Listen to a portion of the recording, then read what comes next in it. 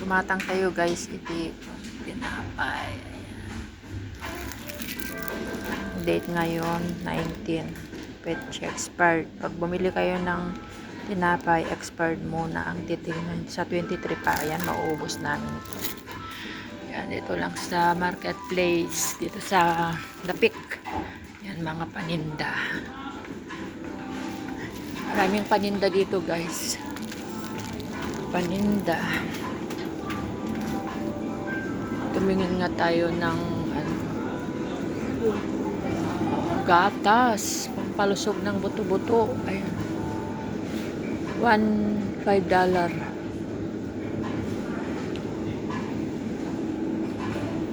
Wala yung promo. Mayroon pa naman ako doon. Ayan, $5 isa.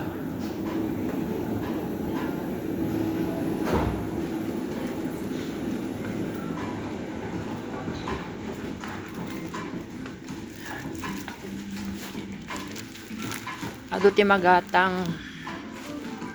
Ado timagatang. Ayan, ito Philippine product. Ayan. May Philippine seabird din dito. Ayan. Bili tayo ng corn beets. Ang favorite ni Kunyang. Corn beets. Sukaan tayo guys. Sukaan. Tapos dito naman mga nuts. Marami. Pang bibilhin natin. Maalak naman dito. Ay, teka. Tingin tayo pag may may promo na alak. Ay, wala yata. Yung mga mumurahin lang ay mahal dito. Mahal. Ay, doon. Saan ka nang galing kagabi? Mga alak. Dito. Ay, dito. Yata. Ay, ito. Ayan. Ay, 95. Mayroon dito mga malapit nang mag-expired. Kaya, ayan. Ano ito? Mga candies. Mga medyo mumurahin.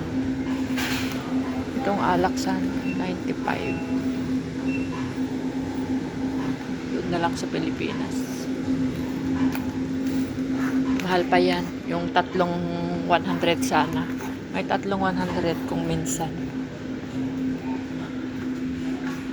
Dito puro alak. Ay, dito yata.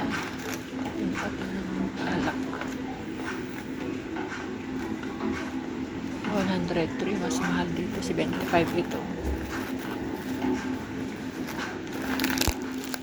Saka na lang. Saka na lang. Pag may free.